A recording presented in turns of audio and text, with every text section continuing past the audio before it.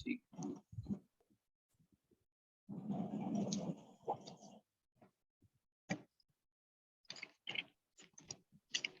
देखो टेंजेंट क्या होती है अभी? तो जो एक लाइन ड्रॉ जो किसी पॉइंट से हो जाती हो सी। एक अगर एक कर्व है और उस पे एक लाइन टच करती है, उसको टेंजेंट कहते हैं, जो एक ही पॉइंट पर टच करके निकल जाए। जैसे मान लो ये कर्व है और इसके इस पॉइंट से एक टेंजेंट जा रही है, ऐसे इसको पॉइंट मान लिया P, और ये एक्स एक्सिस के साथ में जितना एंगल बनाती है उसको कहते हैं साई। इसका जो प्रोनाउंसिएशन होता है इस एंगल को कहते हैं, शायद आपने पहली बार पढ़ा होगा, इसको साई बोलते हैं। ठीक है, जी सर। ये टेंजेंट है हमारी। और नॉर्मल क्या होता है? नॉर्मल होता है इसके ऊपर परपेंडिकुलर, जो इसके ऊपर परपेंडिकुलर हो उसको नॉर्मल कहते हैं। यानी टेंजेंट के ऊपर जो 90 डिग्री का एंगल बनाता हो उसको कहते हैं नॉर्मल। ये क्लियर हो गया? जी सर। अब यहाँ लिखना है suppose y equals to f x be any curve, यानी ये जो कर्व है वो y equals to f x है, बी एनी कर्व, एक पॉइंट ये P है जिसके कोऑर्डिनेट है x1 और y1।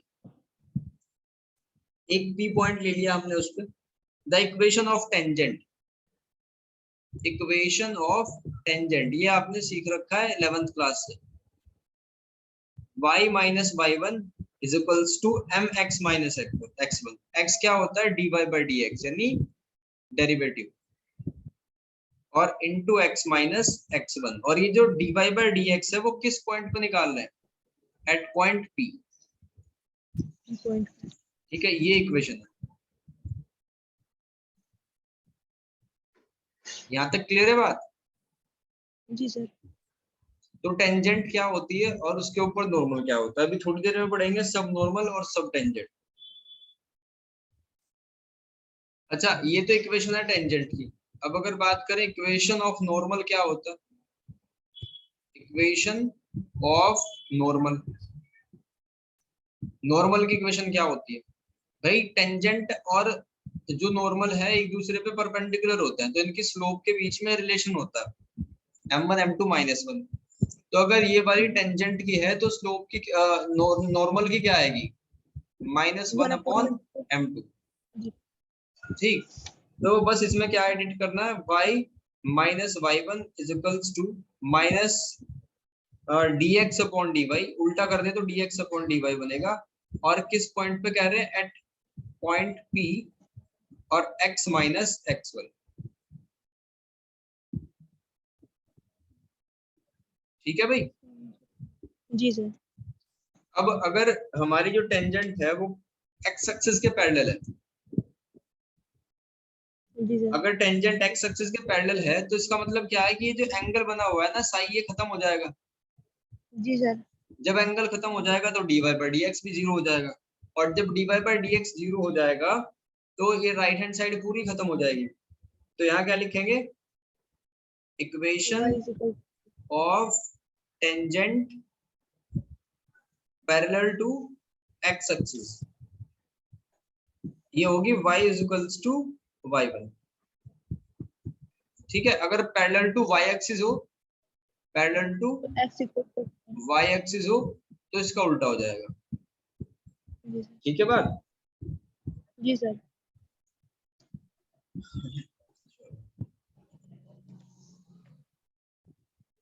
इसके बाद निकालेंगे लेंथ ऑफ टेंजेंट। टेंजेंट की लंबाई पता करनी है।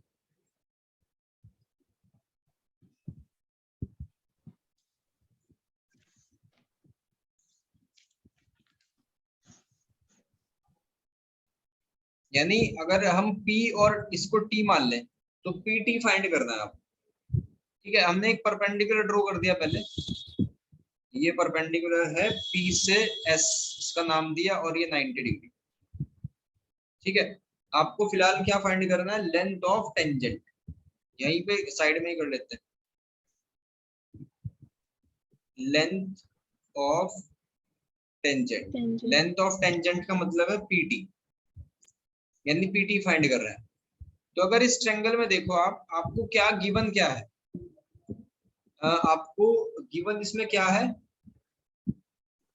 एंगल PS, और आपको PS और PS और PT के बीच में रिलेशन चाहिए। ठीक है, क्योंकि PS क्या है, PS है भाई, अगर इस पॉइंट के कोऑर्डिनेट XY है तो P से S तक की लेंथ क्या होगी, ये Y होगी। वाई। ठीक है, और S से T तक की लेंथ कितनी होगी, वो X होगी। तो आपको इसमें साइन वाला एंगल लगाना चाहिए, sine psi. Sine psi equals to क्या होता है, साइन क्या होता है, परपेंडिकुलर अपॉन हाइपोटेनस। तो परपेंडिकुलर क्या हो जाएगा इसमें, PS, यस और PT अपॉन। आपको चाहिए। जी सर। ठीक है, तो क्रॉस मल्टीप्लाई कर देंगे तो PT इक्वल्स टू क्या आ जाएगा, PS अपॉन साइन साई। और 1 अपॉन साइन साई को आप क्या लिख सकते हो, कोसेक साई। जी और सर। PS क्या है, PS है Y। तो ध्यान रखना, बहुत सारे क्वेश्चन आगे बनेंगे लेंथ ऑफ टेंजेंट वाले, तो क्या हो जाएगा, Y कोसेक साई। ठीक, अगर ये आपको ऐसे ना दिया हो तो क्या करेंगे, इसको dy/dx tan और कोट में कन्वर्ट कर लेंगे। देखो, कोसेक को क्या लिख सकते हैं, इसको लिख सकते हैं √1 plus coat square x, coat square Sai. और कोट को क्या लिख सकते हैं, कोट को लिख सकते हैं 1/tan स्क्वायर साई। और tan थीटा dy/dx के बराबर होता है। तो लेंथ ऑफ टेंजेंट आ जाएगी 1 प्लस dx अपॉन dy का होल स्क्वायर। ये भी ध्यान रखना, मेन फॉर्मूला तो इसका यही है। आपको एक कर्व दे देगा और पूछेगा लेंथ ऑफ टेंजेंट बताओ, तो टेंजेंट की लेंथ क्या हो जाएगी, y√1 plus dx upon dy का होल स्क्वायर।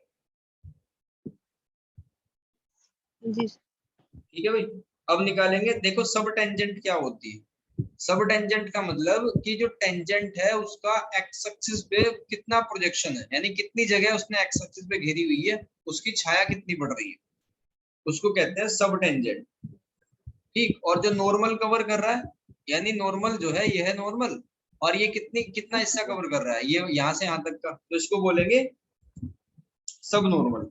यानी ये वाला पॉइंट है N, तो जो ये वाली लेंथ होगी हमारी SN वाली, वो होगी सब नॉर्मल। ठीक है, मैं इसको एक बार क्लियर कर देता हूँ।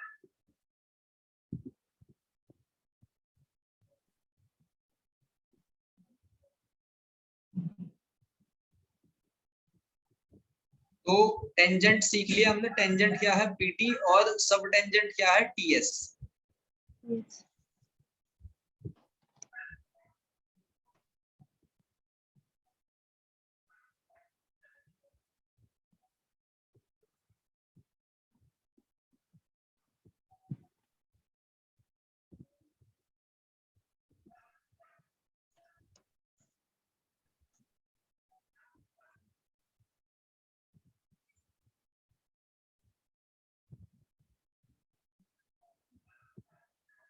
देखो,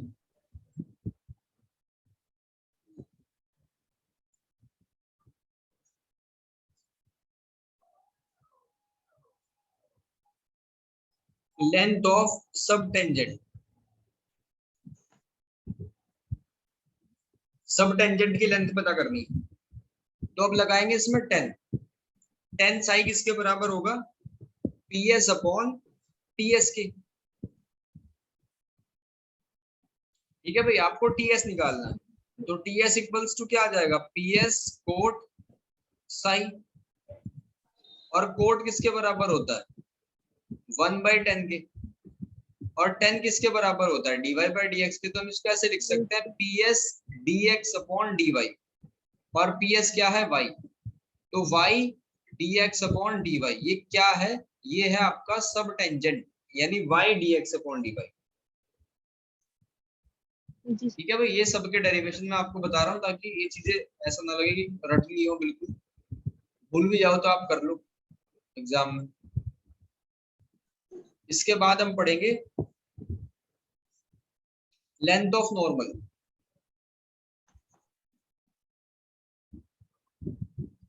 length of normal, length of normal का मतलब है पीएन। ठीक है, तो ये छोटे वाले ट्रायंगल लेंगे और इसमें लगाएंगे cos साई। cos साई ये किसके बराबर होगा? ये होगा PS अपॉन PN के, PS अपॉन PN के। तो cos psi is equals to आपको फाइंड करना है PN, और PS पहले ही पता है Y है, तो PN कितना हो जाएगा? Y जब अपॉन में cos जाएगा उसको लिख देंगे sec साई, और sec को लिख सकते हैं अंडर रूट, ये साई है 1 प्लस tan स्क्वायर साई, और tan साई को क्या लिख सकते हैं? dy बाई dx, तो y under root 1 plus dy by dx का होल स्क्वायर। ठीक है, ये है लेंथ ऑफ नॉर्मल। यहां तक क्लियर है भाई? जी सर। इसके बाद लेंथ ऑफ सब नॉर्मल।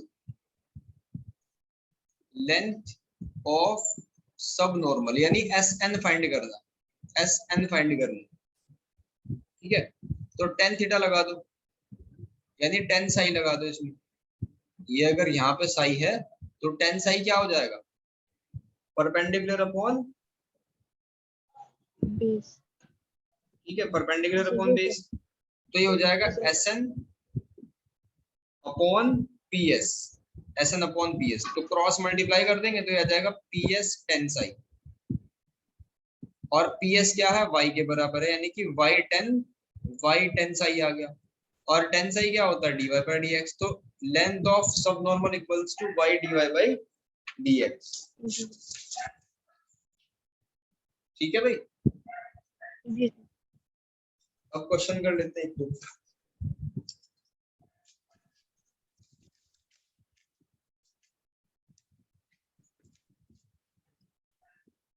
देखो, इतने सारे फॉर्मूले पढ़ने के बाद आप क्वेश्चन करना कि find the equation of tangent और नॉर्मल की इक्वेशन फाइंड करनी है हमें, जबकि कर्व हमारा है y cube is equals to 2ax square. Equation of tangent find करनी है, तो क्या थी? y minus y1 equals to dy by dx और x माइनस x1। तो पहला काम हमारा है dy बाई dx करना। ठीक है, dy बाई dx फाइंड करना, तो कैसे करेंगे? लेफ्ट हैंड साइड का डिफरेंशिएट करेंगे तो बन जाएगा 3y स्क्वायर और dy बाई dx, और राइट हैंड साइड में बन जाएगा 4ax। तो आपको तो dy बाई dx निकालना है ओनली, में चला जाएगा इसके, तो ये चला जाएगा अपॉन में, यानी कि 4ax अपॉन 3y स्क्वायर। लेकिन ये पॉइंट दे रखा है कि किस पॉइंट पे? वो p जो पॉइंट है वो p पॉइंट दे रखा है। p पॉइंट है 2am क्यूब और 2am स्क्वायर। मतलब कि x की जगह ये पुट करेंगे, y की जगह ये पुट करेंगे, तो 4a इंटू 2am क्यूब, और ये आ जाएगा 3, y की जगह स्क्वायर करेंगे तो बन जाएगा 4a स्क्वायर m की पावर 4। तो 4 से 4 कैंसिल, ठीक, a से a कैंसिल, और m की पावर 3 से पावर कैंसिल, तो ये बन जाएगा 2/3m रह जाएगा। तो इक्वेशन ऑफ टेंजेंट क्या बनेगी? y माइनस y1 की वैल्यू है 2am स्क्वायर, और dy बाई dx हमारा 2/3m। ठीक है, और x माइनस x1 है 2am cube, x minus 2m into, ये टेंजेंट है। नॉर्मल करना है तो इसको उल्टा कर दो और माइनस साइन लगा दो, यानी ऐसे लिख देंगे y माइनस 2am स्क्वायर और माइनस 3m अपॉन 2, बाकी सब as it is x minus 2m square. ठीक है, इसको थोड़ा सा सोल्व भी कर सकते हैं क्रॉस मल्टीप्लाई करके, बाकी यहाँ भी छोड़ दोगे तो सही है। Okay sir. ठीक है भाई, तो ये ट्राई करके देखना आप। एक्सरसाइज इसकी है पेज नंबर 60 पे 3A। 60 ठीक है, ओके सर। ये बुक मंगा लिया आपने? नहीं सर, अभी पापा घर नहीं है सर, मेरे बाहर गए हुए हैं। चलो मैं इसका फोटो भेज दूंगा। ठीक है जी सर।